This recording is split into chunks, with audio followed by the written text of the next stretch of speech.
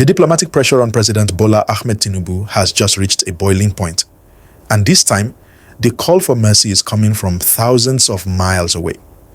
If you thought the clamor for Nnamdi Kanu's release was only a local affair restricted to the streets of the southeast, you need to pay close attention to what just happened in Frankfurt, Germany.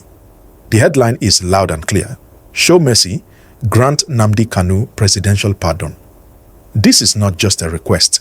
It is a desperate plea from the Nigerian diaspora who are watching their homeland teeter on the edge of a precipice. Welcome to this special broadcast. Today, Saturday, November 29th, 2025, we are looking at the international dimension of the Nnamdi Kanu saga. We are breaking down the urgent communiqué issued by Ndi Igbo in Germany and other diaspora groups who have held an emergency meeting to warn the federal government that the life imprisonment sentence handed down to the Ipobi leader might be the match that lights the powder keg of ethnic division in Nigeria. Let's get straight to the gist of this development. Following the historic judgment on November 20th, where Justice James Omotosho of the Federal High Court sentenced Mazi Nnamdi Kanu to life imprisonment for terrorism, the reaction has rippled across the globe. On Friday, November 28th, a powerful group known as Ndi Igbo in Germany, NAG, joined by other well-meaning Nigerians in the diaspora, released a communiqué that is currently making waves in diplomatic circles. This document, jointly signed by their national coordinator, Benjamin Chinaka, and Secretary General Chinasa Ezeji, is not asking for a retrial. It is asking for a presidential pardon. The group held an emergency meeting in Frankfurt on November 21st, just 24 hours after the judgment, and their message to Aso Rock is simple: please use your prerogative of mercy. They are arguing that Nigeria is currently too fragile to handle the fallout of keeping Kanu in prison for life.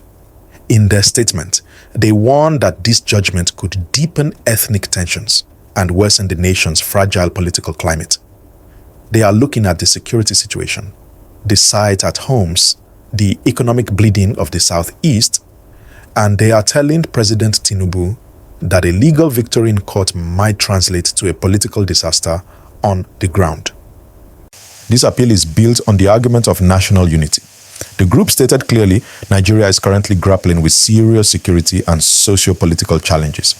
At such a delicate time, this judgment may further widen divisions among ethnic groups and undermine democratic cohesion. They are essentially telling the president that releasing Kanu is not a sign of weakness, but a sign of strength and statesmanship. They want him to take a magnanimous decision to heal the country. They noted that Kanu's agitation, whether you agree with his methods or not, is a symptom of the deep frustration felt by ordinary Nigerians in the southeast who feel economically disadvantaged and politically marginalized. We have to connect this to the broader picture. This appeal from Germany is not happening in a vacuum. It joins the voices of the Southeast Caucus of the House of Representatives, who also met this week to demand a political solution. It aligns with the warnings from Peter Obi and the concerns raised by Obi Kubana. It seems the elite, both at home and abroad, have reached a consensus.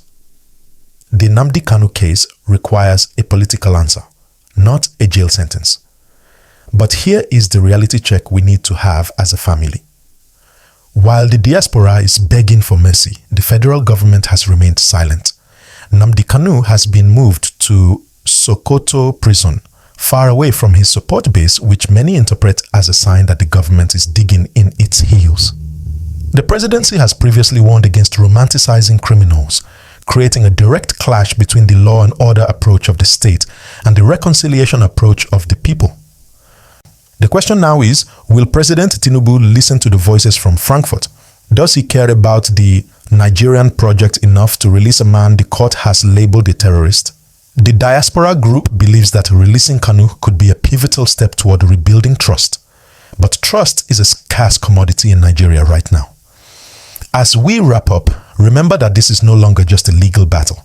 It is a battle for the soul of the nation. The diaspora has spoken. The lawmakers have spoken. The ball is now firmly in the president's court. What do you think? Should President Tinubu listen to Nigerians in Germany and grant this pardon? Or should he let the life sentence stand to deter others? Let me know your thoughts in the comments. This conversation is far from over.